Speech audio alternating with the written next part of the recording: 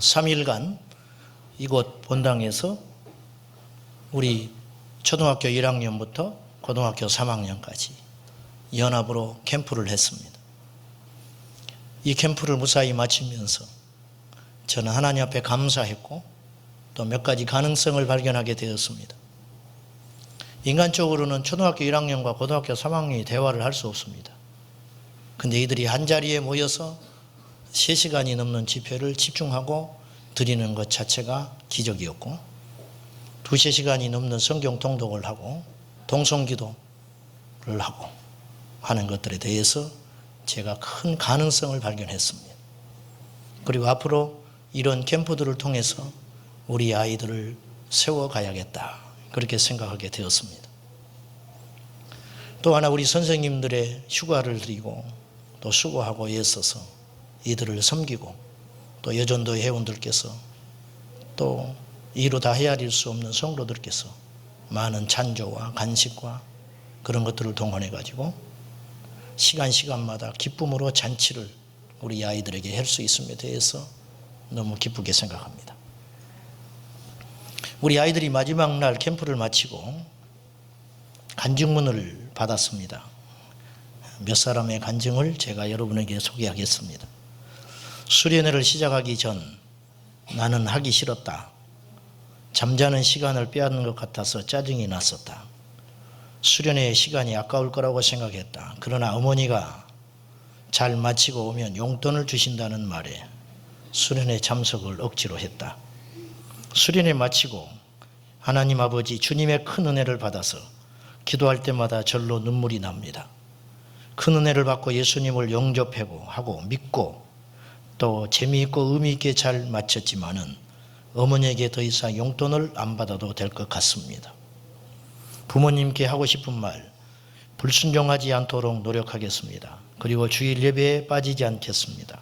항상 어디서든지 주께 예배하겠고 부모님을 욕되게 하지 않는 자랑스러운 딸이 되도록 노력하겠습니다. 수련회를 시작하기 전 나는 거짓된 예배자였고 천국과 지옥이 있다는 것도 하나님의 말씀에 대하여 의심하고 또 의심했다.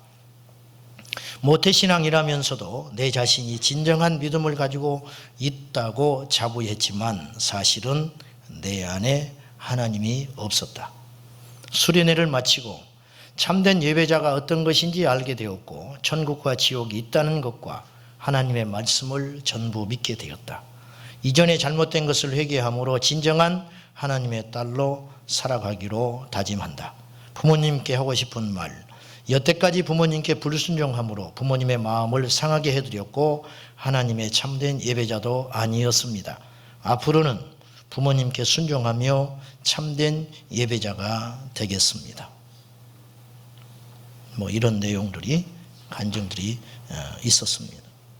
수련회 시작하기 전에 머리로만 성경을 알았고 하나님 말씀을 알았다.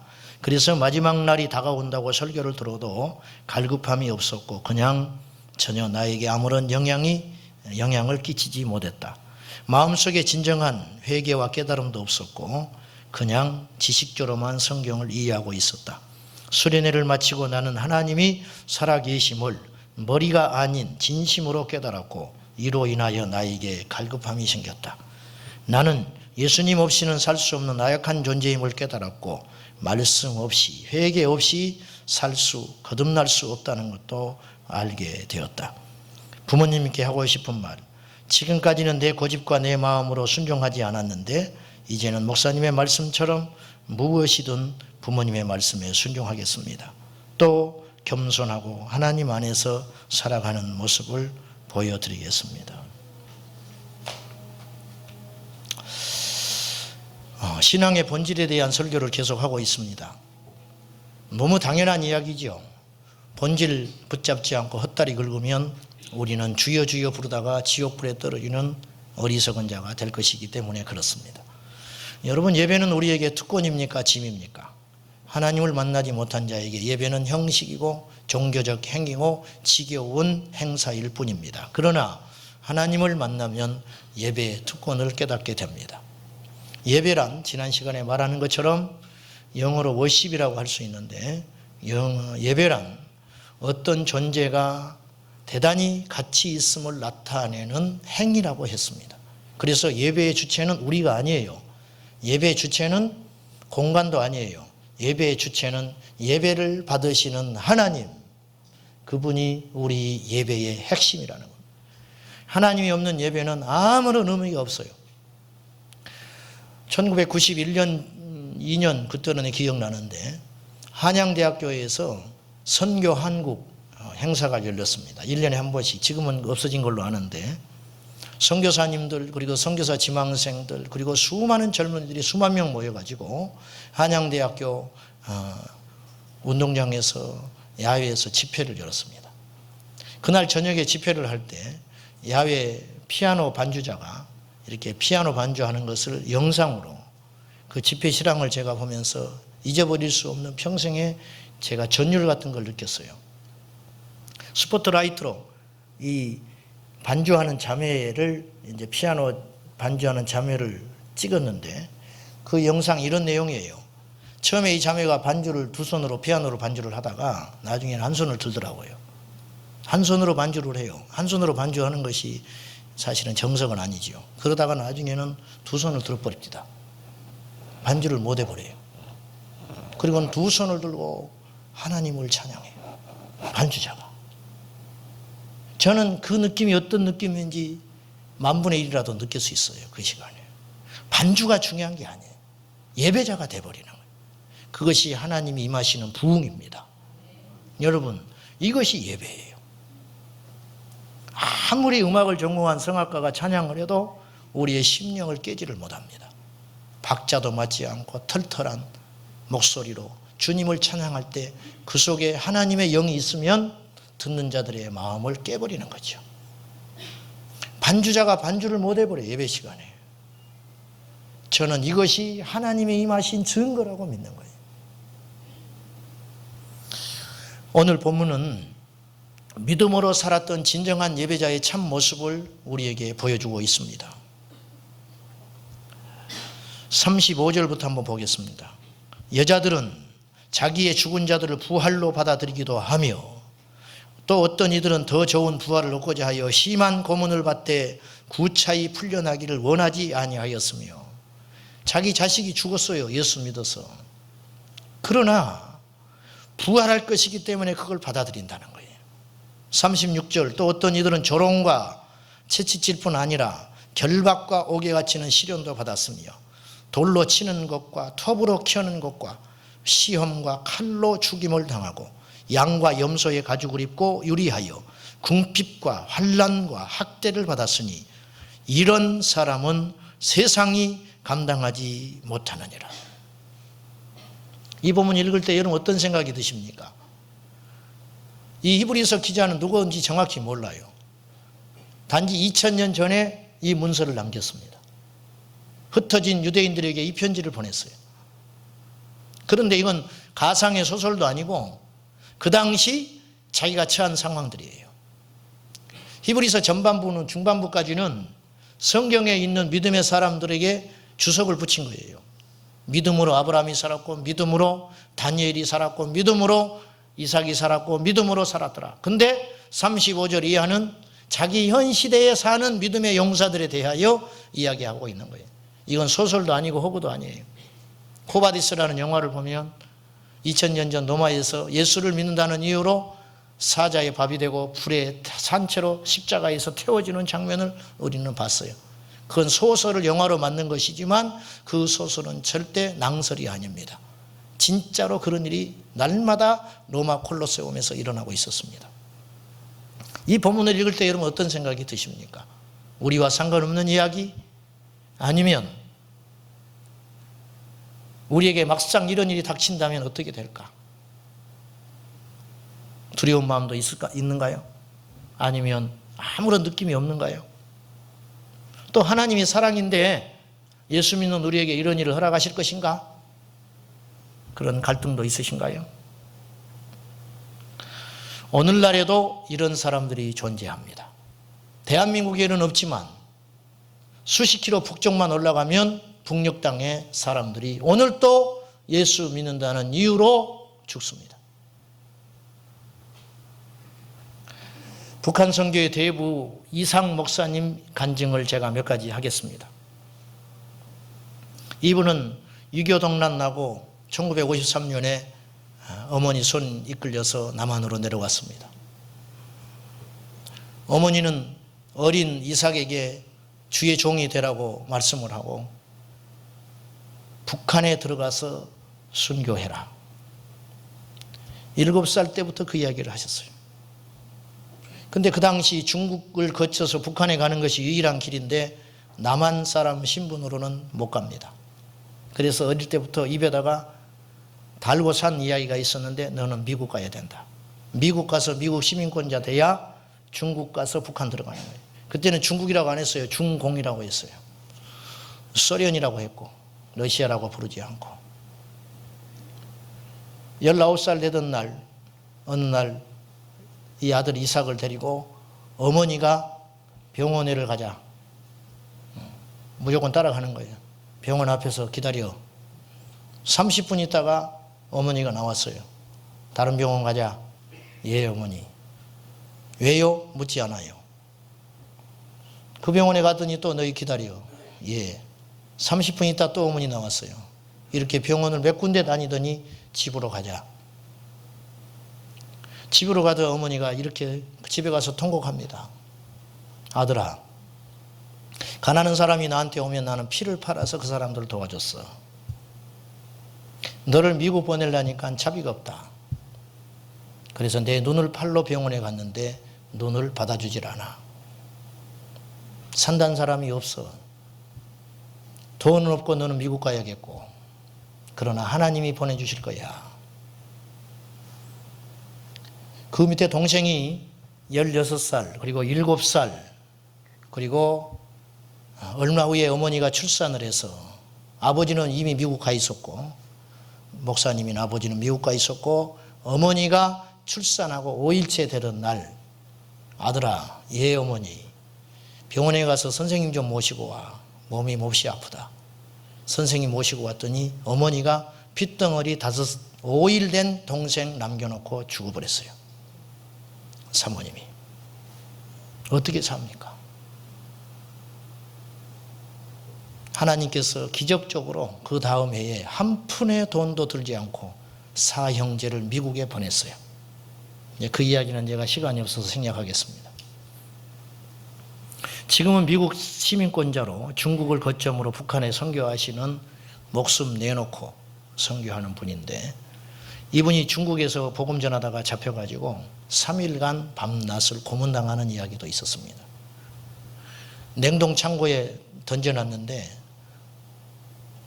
볼일을 봐야 되는데 문을 안 열어줘요. 거기서 봐.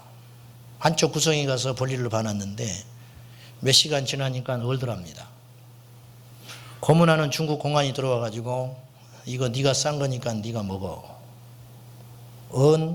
자기의 배설물을 목사님이 먹었어요. 놀라지 마십시오. 자기를 고문한 4명이 훗날에 전부 목사가 됩니다.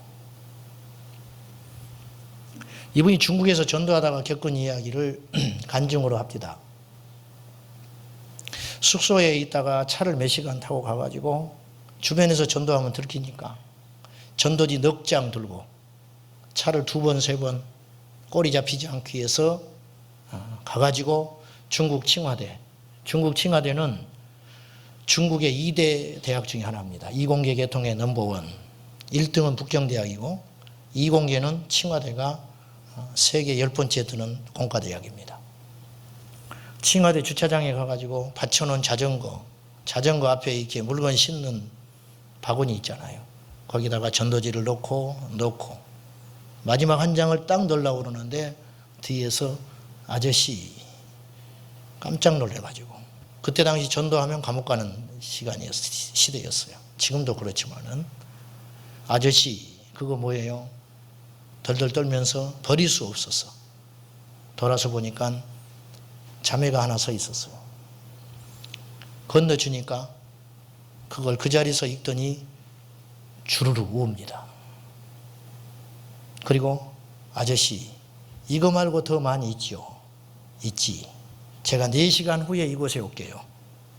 한보따리 갖다 주세요. 책이랑 자료들 다 있으면 좀 주세요. 알았어. 약속을 하고 숙소에 왔는데 자기가 미친 짓을 한 거예요. 그 사람이 공안이면 어떻게 해? 경찰이면 자기는 그냥 가는 거예요. 갈까 말까 수없이 망설이다가 그 자매를 믿어보기로 하고 한보따리 성경책, 신앙서적, 전도지 잔뜩 싸가지고 갔더니 그 자매가 그 자리에 서 있었어요. 그걸 건네주고 홍콩에서 온 예수 믿는 형제들을 붙였습니다. 그래가지고 그 자매를 8개월간 양육을 시켰어요. 이 자매는 어떤 자매였냐면 중국 인구 13억 중에 선택받은 칭화대학교 4년 장학생으로 들어온 IQ 175 자매였어요. 이상 목사님이 천하를 얻은 것 같더랍니다. 너무 똑똑하더래요. 한마디를 하면 10마디를 깨달아버려요. 가르치는 사람은 앞서가 버리는 거예요. 천하를 얻은 것 같더래요. 이 자매가 양육받아서 하나님의 일을 하면 중국 대륙을 바꿀 수 있다는 생각이 들더라는 거예요. 그리고는 이상 목사님은 미국에 자기 집으로 볼 일이 있어서 잠시 들어와 있었어요. 2주가 지난 후에 홍콩에 있는 형제들이 전화가 온 거예요. 목사님, 걔가 안 보여요. 어디 있겠지? 잘 찾아봐. 이상해요. 돈 좀 준비해서 오십시오. 그 말은 암호래요, 암호. 문제가 급박하게 생겼으니까 돈 가지고 와서 해결해야 합니다. 그 당시 2,000불을 갖고 들어가면 감옥에 들어가 있는 사람을 빼낼 수가 있었대요. 그래서 부랴부랴 돈을 챙겨서 중국의 본토를 들어가서 3개월을 뒤졌는데 나오질 않아. 자매가 어디 있는지를 모르겠는 거예요. 결국 3개월 만에 이 자매를 찾았는데 산동성 어느 성 감옥에 있다는 걸 알게 됐어요. 돈 챙겨가지고 감옥으로 가다가 자기 고향의 어머니한테 전화를 했어요. 어머니 걱정하지 마세요. 우리가 딸 찾으러 갑니다. 그랬더니 어머니 가지마. 어제 저녁에 출소했어. 그래서 감옥으로 가려다가 고향으로 다시 방향을 틀어가지고 갔는데 하루 이틀 사흘을 기다려도 자매가 나타나질 않아요. 일주일을 기다린 끝에 자매가 나타났어요. 근데 멀리서 보니까 아니요. 얼굴은 반쪽돼 버리고 걸음을 못 걸어요. 질질 끌고 나타났어요, 다리를. 그래서 그 자매를 택시에 태워서 또 옮기고 해가지고 제3의 비밀 아지트에 들어가가지고 이 자매를 만나서 이야기를 해보니까 감옥에서 있었던 일에 대하여 일체 발설하지 않기로 사인을 하고 나왔다는 거예요. 그러고 이야기하지 마라. 그랬더니 이 자매가 그래도 목사님한테는 해야지요. 그러고 자기가 겪었던 이야기를 하기 시작했습니다. 감옥에 들어간 첫날 몹시 무섭더랍니다. 얼마나 무서웠겠어요. 구멍난 담요를 덮어서 잠을 청하는데 잠이 오질 않아요. 밤 10시쯤 되니까 소동이 되더랍니다. 불이 다 꺼져버렸어요. 불이 꺼지자마자 문고리에서 따까닥 소리가 나더니 그날 저녁만 50명의 죄수가 들어와서 몹쓸 짓을 했습니다. 그날만. 그 다음날도 역시 3개월을 짓밟히고 나니까 임신이 됐어요. 임신이 되니까 중국 당국에서 이 자매를 일체 발설하지 않는다는 서약을 받고 이 자매를 출소를 했어요. 그 이야기를 들은 이상 목사님께서 툭 한마디 했어요. 미안하다. 내가 괜히 예수를 전해서 IQ 175 장래가 촉망된 칭화대 장학생 그 자매가 꺾여버린 거예요. 미안하다. 내가 괜히 예수를 전해서. 그러자 이 자매가 이렇게 이야기합니다. 목사님 아니에요. 목사님이 저에게 생명을 주셨잖아요. 갖고 가던 2,000불 내놓고 목사님이 돌아서서 나오는데 목사님 뒤를 돌아보니 이 자매가 두 손을 모으고 큰절을 하면서 땡큐 써 그러더랍니다. 연락처를 주고 미국으로 돌아왔는데 자매가 편지 한 통이 날아왔어요. 목사님, 성경에 옷 2벌 갖지 말라고 하셔서 저는 옷 1벌만 입고 전도하러 갑니다. 성경에 보니까 치약 칫솔 가지고 다니지 말라는 말 없어서 치약 칫솔은 갖고 다닙니다. 이 동네에서 환영하면 그곳에서 머물고, 이 동네에서 박해하면 발에 먼지 털어버리고 다른 곳으로 갑니다. 몇 주 있다가 또 편지 한 통이 날아왔어요. 그 편지 내용은 이것이에요. 이렇게 해서라도 하나님의 사람을 만들어가는 주님을 찬양합니다. 그리고 연락이 끊겼대요. 그 후에 얼마 있다가 홍콩에 있는 형제들이 이상 목사님에게 전화 한 통이 날아왔어요. 목사님, 이 전화 이제 끊으세요. 왜? 걔 죽었어요. 죽어버렸어요. 오늘 39절을 한번 보십시오. 이 사람들은 다 믿음으로 말미암아 증거를 받았으나 약속된 것을 받지 못하였으니, 이 사람들 광야에서 유리하고 톱으로 켜서 죽고 칼로 죽임을 당하고 자식이 자신의 눈앞에서 죽어갈 때 하나님은 뭐 하셨을까요? 이 사람들은 다 믿음으로 말미암아 증거를 받았지요. 우리처럼 증거를 받았잖아요. 약속 받았어요. 죽으면 천국 간다는 약속. 그러나 그 약속을 아직 이 땅에서 받지는 못했다는 겁니다. 저는 목회를 하면서 많은 의문점을 갖게 됐어요. 저렇게 충성하는 사람이 왜 병이 걸리는가? 내가 하나님이라면 이 사람 복 줘야 돼. 교회밖에 몰라. 하찮은 주의 종인데도 내가 말하면 죽을 둥 살 둥 그 일을 해놔요. 저런 사람이 복을 안 받으면 있을 수 없는 일이에요. 근데 안 풀려요. 직장이 나와도 주일 지키기 위해서 안 나가고, 월급 좋은 데 준다고 해도 주일 지키기 위해서 그보다 못 나고 하찮고 월급 적은 대로 직장 가요. 그러면 내 맘 같으면 그 사람은 잘 돼야 돼. 근데 안 돼. 똑같이 어렵고 지질이 궁상. 그 의문점이 많이 오랫동안 저한테 있었어요. 말은 제가 안 했지만은.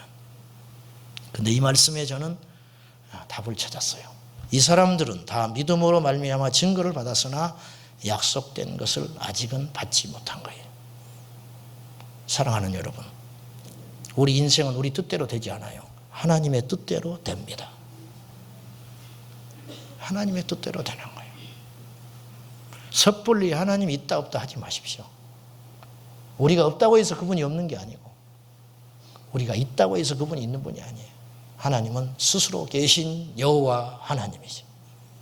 당신의 뜻과 계획과 경륜과 섭리를 가지고 우리를 이끌어 가시는 하나님.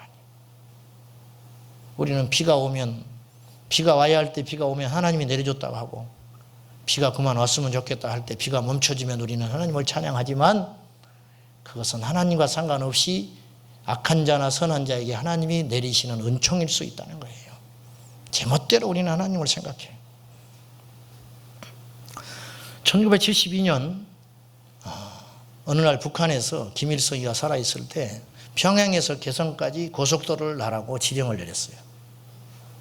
고속도로를 건설하는 중에 브루도저가 길을 닦고 있는데 갑자기 구덩이가 생기더니 퍽 땅이 꺼져버렸어요. 뭔 일인가? 인부들이 내려가서 보니까 자연적인 구덩이가 아니고 인공적으로 사람이 밑에 굴을 파놓은 게 발견이 됐어요. 굴을 파서 그곳에서 굴이 있길래 인부들이 내려가서 추적을 해서 가서 보니까 20명의 사람들이 옹기종기 앉아가지고 공포에 떨고 있었어요. 그들은 1953년부터 19년 동안 동굴에서 믿음을 지켰던 하나님의 사람들이었어요. 실제 있었던 일입니다. 머리는 허리까지 길고 있었고, 옷은 남루에서 떨어지기 거의 입지 못한 상태였고, 오랫동안 햇볕을 보지 못하여 시력은 거의 망가진 상태. 그 중에는 13살, 4살 먹은 소년도 있었습니다. 20여 명의 사람들이 잡혔고 인민재판을 통해 가지고 사형을 받게 됐습니다. 당연히 사형이죠. 예수를 믿었는데. 3, 4천 명이 모인 군중 앞에서 사형을 당하는데 총알이 아깝기 때문에 목을 매달아서 죽입니다. 13살 먹은 아이를 먼저 불러가지고 목을 매놓고 의자 위에 올려서 목을 매놓고 사형을 집행하려다가 이 아들이 엄마 불러요. 그러니까 사형 집행관이 얘 엄마 누구야? 그러자 그 어머니가 앞으로 걸어 나왔어요. 엄마. 이 엄마 하는 말이 이렇게 말해요. 야, 조용해. 예수님께 가는데 술 안 떨지 마. 죄송합니다. 아들이 죄송합니다. 그 옆에 있던 사형 집행관이 화가 나가지고 의자를 발로 차버렸습니다. 그러니까 목에 걸쳐가지고 버둥버둥 거려요. 줄을 잡고 버둥거려요. 엄마가 또 한마디 해요. 얘야, 이 아저씨 미워하지 마라. 그러니까 예. 그러더니 손을 놔버려요. 손을 넣더니 뒤로 손에 깍지를 딱 끼고 죽어버립니다. 그 형을 불렀어요. 14살 먹은 애. 13살 먹은 애가 옆에서 눈알이 튀어나오고 혀가 빠져서 죽어 있어요. 그 형을 불러다가 두 번째 사형을 시키려고 하는데 얘가 목에 딱 거니까 엄마를 쳐다보고 엄마 감사합니다. 천국 가게 해주셔서 감사합니다. 엄마 왈 조금 있다 만나자. 그러니까 얘가 이렇게 이야기해. 아저씨가 동생 죽였고 곧 있으면 나 죽이고 우리 어머니도 죽일 거지요. 그런데 아저씨를 사랑하는 분이 계셔요. 누가? 예수님이 아저씨 사랑해요. 그러고 얘가 죽어요. 세 번째 그 모임의 리더격인 목사가 한 사람이 있었어요. 김태용 목사님. 벌거벗겨가지고 고속도로 건설하는 큰 바퀴 있는 차 있잖아요. 그걸로 발목에서부터 짓이겨 죽입니다. 눕혀놓고. 이 목사님 마지막 죽을 때 그 입에서 나오는 소리, 내 구주 예수를 더욱 사랑, 내 구주 예수를 더욱 사랑. 그리고 20명이 전부 죽었어요.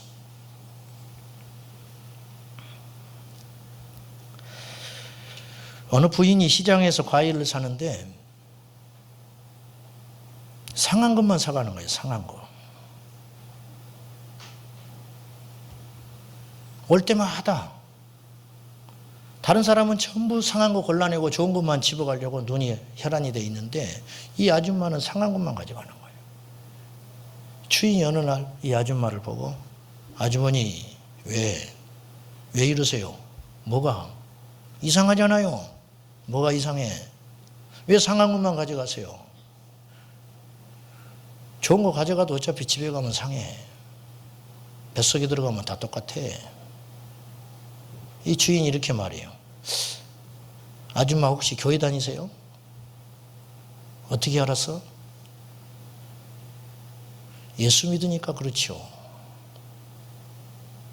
이 주인이 이렇게 말해요. 아줌마 어디 교회 다녀요? 이번 주에 저 좀 데려가세요. 이게 예배입니다. 이런 사람은 세상이 감당하지 못하였다. 이 말은 원뜻은 무슨 뜻이냐면 이런 사람은 세상이 그들을 받아들일 만한 곳이 못 되었다. 여러분 세상에 잘 사시죠? 세상에 가서 승승장구하고 잘 살고 하는 것은 여러분이 예수 그리스도와 멀어졌다는 증거예요. 우리 교단은 부끄러운 역사를 갖고 있어요.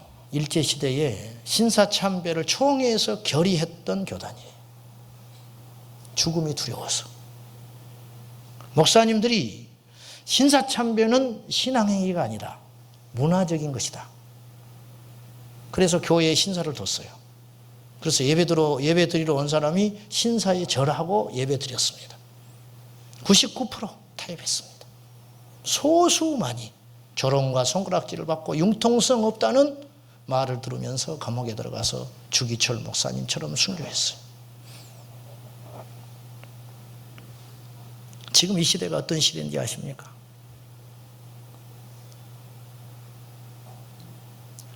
어제 기사를 보니까 후쿠시마 원전이 폭발한 지 2년 됐는데 이 사람들이 숨겼는데 날마다 하루에 400톤씩 오염된 방사능 물을 배출했다는 거예요. 천만 불행 중 다행으로 이 물이 우리나라에 직접 오질 않아요. 기류에 따라서 태평양으로 돌아서 우리나라까지 오는데 1년 걸려요. 이제 이미 우리나라도 오염됐어요. 어떻게 이 세상이 흘러갈지 몰라요. 미국에서는 2017년까지 베리칩을 받게 하겠다. 그리고 받지 않은 자는 감옥에 넣든지 재수 생활하게 하겠다. 그리고 미국은 이미 그들을 수용할 수 있는 감옥들이 건설된 상태입니다. 감옥만 건설한 게 아니고 감옥 옆에 화장터를 건설해놨어요. 뭘 의미하는지 아시겠죠? 저는 여러분들이 걱정이 돼요. 과연 예수 그리스도를 믿음으로 고난이 올 때 그때도 믿을 수 있을까? 저 북녘 수십 킬로만 올라가면 지금도 죽어나가는 그리스도인이 있다니까요. 지하 교회 지도자들.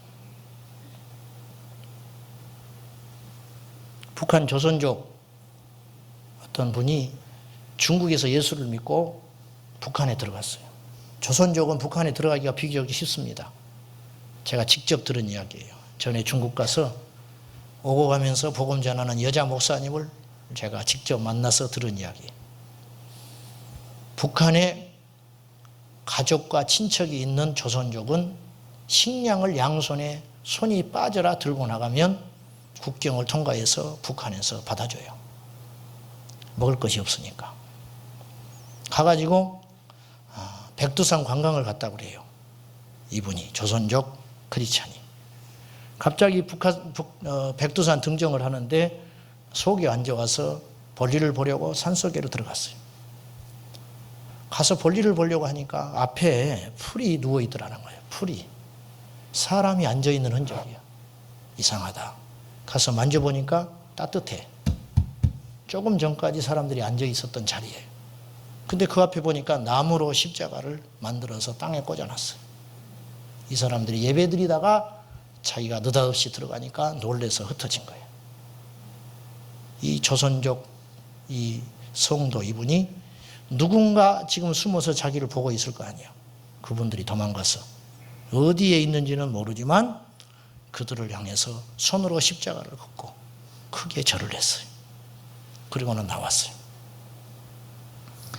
셀 수도 없는 사람들이 많다는 뜻이 아니고 통계가 잡히지 않는 지하교회 그리스도인들이 믿음의 절개를 지키면서 오늘도 자식을 속이고 남편을 속이고 부모를 속이고 자기 신앙 고백을 입 밖에도 내지 못하면서 절절히 예수 믿는 크리스찬들이 이북 땅에 있다는 거예요. 우리는 그들과 함께 하나님 앞에 설 겁니다. 그들을 어떻게 봅니까 우리가? 추우면 춥다고 더우면 덥다 하고 남들 놀러 갈 땐 다 놀러 가야 하고 그놈의 얄팍한 자존심 때문에 중내산해하고 시어머니가 믿고 며느리가 믿고 마누라 때문에 못 살겠고 남편 때문에 못 살겠고 자존심 상해서 못 살겠고 교회를 들썩들썩하고 도장을 찍니 많이 하고 그렇게 사는 우리들이 그들과 만날 텐데 어떻게 만나겠냐고 말이에요. 저는 여러분이 걱정이 돼요. 앞으로 교회는 저는 예언자도 아니고 선지자도 아니지만 감히 말하건대 앞으로 교회는 양극단으로 갈라지게 될 겁니다.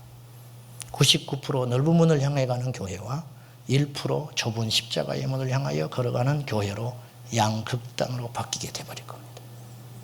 큰 교회 목사님들은 교회 건축해놓고 빚이 많아서 성도도 떠나갈 것이 두려워서 보편적인 설교만 할 것이고, 지금 이미 내가 누구라고 말은 하지는 않지만은 베리칩에 대해서 그거 짐승의 표 아니다, 이미 공공연히 말하는 유명 목사도 있습니다. 속지 마십시오. 성경은 두 길밖에 없다고 이야기해요. 양과 염소, 오른편 왼편, 알곡과 가라지, 생명과 사망, 천국과 지옥. 이번에 우리 교회학교 아이 하나가 선생님한테 이런 이야기를 했대요. 천국과 지옥에 대해서 내가 강하고 엄하게 이야기를 했거든요. 천국은 가고 싶은데 자신이 없는 거예요. 설교를 듣고 나니까. 그래서 선생님한테 이렇게 이야기하더래요. 선생님, 덜 고통스러운 지옥 없습니까? 조금 덜 아픈 지옥 없냐고. 선생님이 분명히 이야기했대요. 없어. 그런 곳은 없어. 그것이 우리 마음이에요. 이 땅의 그리스도인들에게 예수님 재림하십니다, 그분이 오신 것을 기다리는 사람 손들어 보십시오. 아무도 안 든다는 거예요. 이 땅이 너무 좋아서. 부자가 천국 가는 것이, 하나님 나라 가는 것이 얼마나 어려운지. 낙타가 바늘귀에 들어간 것보다 더 어렵다. 저는 그 말을 실감하고 있습니다. 여러분, 육신의 부유함을 말하는 게 아니고 심령에 가난한 자가 하나님 나라 갑니다. 애통함이 없는 거예요. 너무 편안하니까. 주님을 기다리질 않아요. 가난하고 병든 게 축복일 수 있어요. 왜? 그렇게라도 해서 하나님을 기다리는 거예요. 그렇게라도 해서 천국 가면 좋겠다, 예수님께 엎드리는 거예요. 이 땅에서 부유하고 믿음으로 갈급하면 제일 좋지요. 여러분, 여러분의 부유함이 어디서 왔는지를 잘 생각하세요. 누가 줬는지 잘 생각하세요. 말 잘 듣고 똑똑한 자식을 왜 줬는지를 기억하시라고. 여러분에게 지혜를 왜 주셨는지 생각하시라고 말이에요. 하나님을 위해 쓰십시오. 하나님을 위해서. 2010년 통계로 북한에서 순교한 공식 통계자가 24,000명입니다. 근데 놀라지 마십시오. 우연의 일치일 수 있는데 2010년 통계로 우리나라에서 선교사로 파송된 선교사 숫자가 24,000명. 북한에서 한 명의 선교자가 나올 때마다 우리나라에서 선교사가 한 명씩 나갔어요. 주님 다시 오십니다. 깨어 있으십시오. 감정으로 예수 믿지 말고, 기분으로 예수 믿지 말고, 의욕으로 예수 믿지 말고, 말씀으로 주님을 붙잡으시고, 똑똑한 이성으로. 여러분, 감정으로 예수 믿으면 감정은 절대 믿을 것이 못 돼요. 불 받으면 이길 것 같지만 칼날이 목에 딱 대면 예수 버릴 수 있어요. 그러니까 이성으로 예수를 믿으라고. 무슨 말이냐? 생각을 잘 해보셔. 어떤 것이 천국 가는 길인가? 그리고 그 영적 시뮬레이션을 제가 날마다 하라고 그랬죠. 환난이 올 때 내가 어떻게 할 것인가? 고난이 올 때 내가 어떻게 할 것인가? 내 뜻대로 안 될 때 내 믿음을 어떻게 지켜나갈 것인가? 그걸 연습해야 이길 수 있어요. 평소에 쪽지 시험 잘 본 놈이 시험 기말고사 잘 보는 것이지, 쪽지 시험 형편없이 보다가 기말고사 잘 보는 일은 없어요. 여러분이 평소 믿음 생활 잘해야 환난이 올 때 예수님 붙잡을 수 있어요. 대충 믿다가 그날이 오면 어떻게 되겠지? 그런 일은 1%도 생기지 않아요. 평소 여러분이 어떻게 예배를 드리고, 평소 어떻게 하나님을 섬기고, 어떻게 믿음의 형제들을 대하는가를 보면 우리가 환난이 올 때 어떻게 될 것인가 짐작할 수 있다는 거예요. 죽고자 하는 자는 살 것이고, 살고자 하는 자는 죽게 될 겁니다. 믿음으로 깨어서 날마다 주님 앞에 세상이 감당하지 못한 예배자로 승리하시기를 축원합니다. 기도하겠습니다.